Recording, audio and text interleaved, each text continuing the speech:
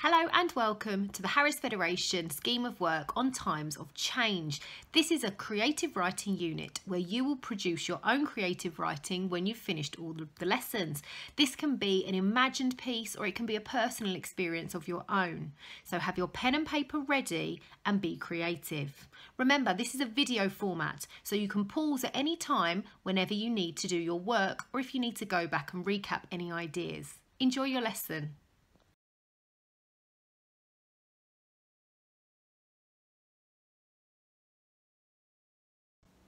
Now in today's session we're going to be learning about the space race. So strap yourself in, make sure your spacesuit's on and get ready for the adventure. To begin, read the new keywords or schema and then match the words to the images. Pause the video and do this now.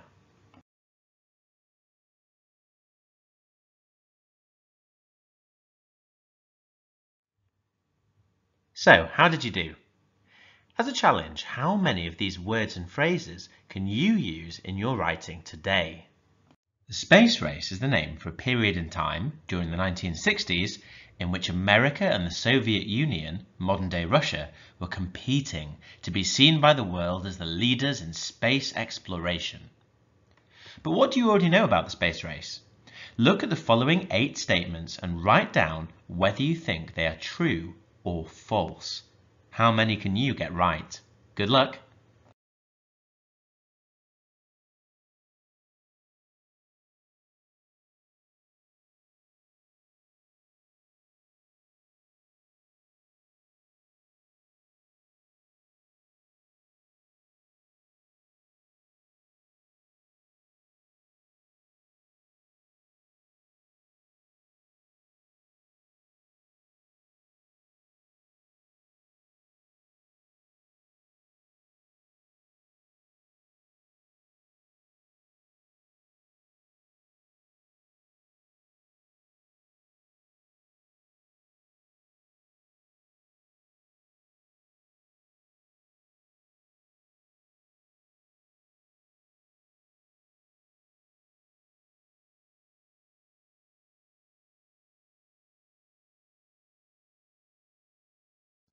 How'd you get on? Feeling lucky? We're now going to go through the answers one by one so you can check them off on your list as we go.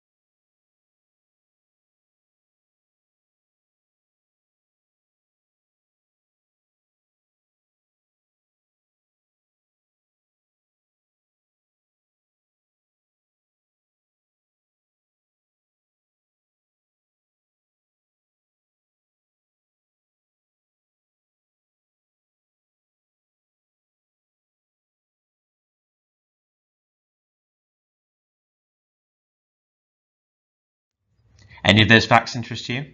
The space race truly was an astounding and fascinating moment in history.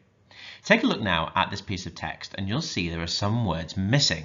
Those words are on the left-hand side. Work your way through and insert those words as they make sense to you, and in the meantime you're going to learn a little bit more about the space race. Good luck!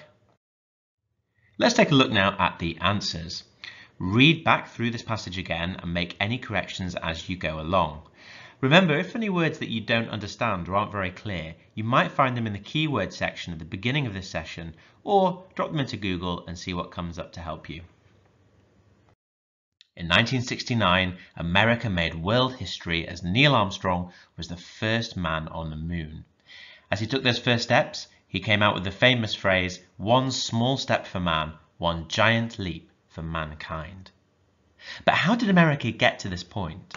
How did they feel inspiration and how were they motivated to reach their goal in the space race? John F. Kennedy, the American president at the time, came out with a famous speech, "We choose to go to the moon." We're going to have a look at this in a bit more detail now. American President John F. Kennedy, JFK, knew that he needed his people's full support if he were to aim for the moon. In 1962, he delivered a passionate, rousing speech pledging that America would put a man on the moon by the end of the decade. Now, I'd like you to watch a clip from this speech on the next slide and consider what makes it so powerful. Take any notes if it helps you.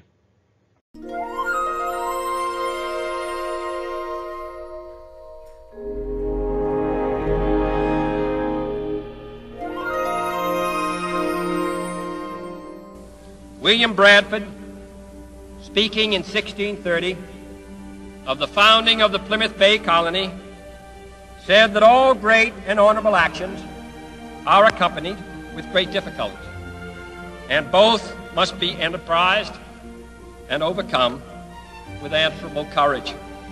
If this capsule history of our progress teaches us anything, it is that man in his quest for knowledge and progress is determined and cannot be deterred.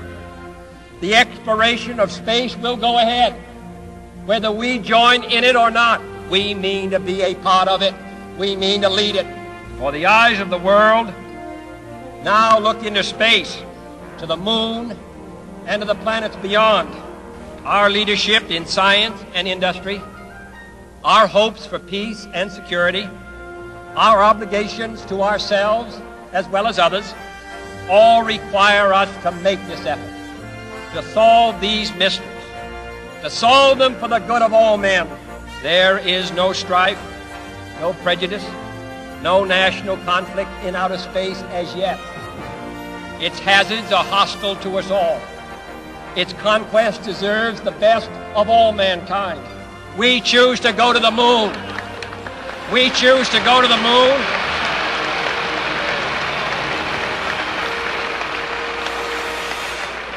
We choose to go to the moon in this decade and do the other things, not because they are easy, but because they are hard.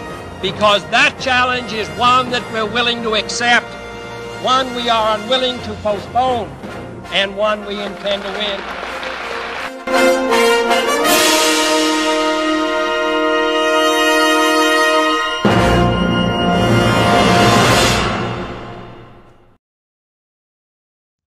A truly powerful speech, I'm sure you'll agree.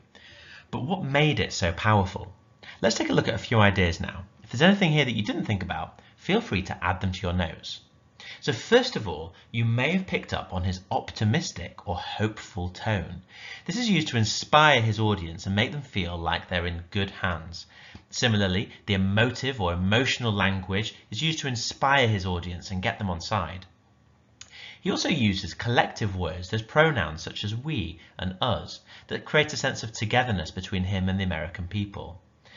You may have mentioned his strong projected voice, technical skills there that make a good public speaker, and you might have also thought about some of the content of his speech as he links it to peace. However, there's one more thing he does which we're going to focus in on today, and that's his use of pause and emphasis, that is, to emphasize words. The question here, though, is how do we create this when we write a speech? Let's take a look at that now.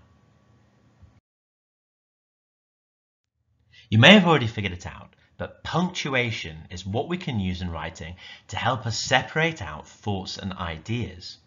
If used in a sophisticated manner, it can allow writing that is spoken out to become truly powerful. Punctuation in speeches creates pauses and emphasis, which allows the reader or listener to process what is being said on a deeper level. But can you remember the different types of punctuation? As an activity, list all the different types you can remember. For example, full stop is the first one. See how many you can find. Good luck. How did you do? Probably more than you remember.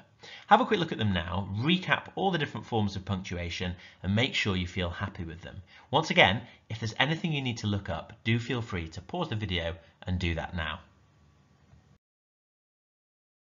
Let's take a look at this in context. I'd like you to have a look at this imagined speech. Now this speech mainly uses commas and there's not much else going on here punctuation wise. I want you to think about how might we transform it, including using more punctuation for greater effect. You don't have to write anything down at this stage, but just have a look at that and start to think about what you might do if you were going to transform it. Okay, let's break this down now and have a look in a little bit more detail. I want you to transform these sentences using more sophisticated and precise punctuation. Remember, you can use that grid we looked at just previously to help you do that. When you're done, click onto the next slide or move along in the video to reveal some suggested answers. Have fun and good luck. How did you do? Take a look at these suggested answers now and have a think about why these might have been chosen. When you're done, we're going to move on to an explanation of how these might be used using a new model. Let's take a look at an improved model now. This model doesn't just feature the simple commas we saw earlier on, but now actually has a range of punctuation. Have a read through the model and then take a look at the notes around the outside which explain what's been used and why it's there. When you're happy with that, we'll move on. So, on to our final task of the session, some writing practice. For this task, I'd like you to imagine that you are now the Prime Minister. The UK is leading the first manned mission to Mars. Write a speech to the British people to explain your vision for success. Now, a few things to think about here in terms of your success criteria. Most important of all, we need to make sure you're using a variety of sophisticated punctuation. Of course, you can go back and have a look at that grid to help you if it's useful. You may also want to think about using personal and collective pronouns such as I or we, using direct address such as you, and using the present tense to keep it rooted in the moment. These things might help you too. There are some sentence starters at the bottom of the slide just here to use. And don't forget the challenge, which is using at least 3 or 4 of the key words you were introduced to at the start of this session. Take some time to do that now and enjoy. Good luck. How was that? Did you create a stirring, inspiring speech for the British people? Let's have a look now and review. I'd like you, if possible, to read your work out to a parent, a carer or a friend. And have a think about whether you hit all of the success criteria, which I've listed again below for you.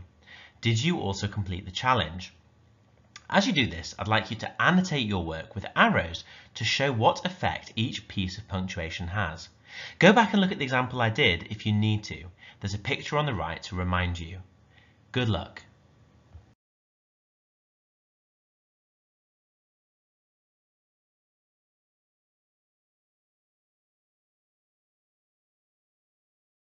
The last time an astronaut landed on the moon was Eugene Cernan in 1972.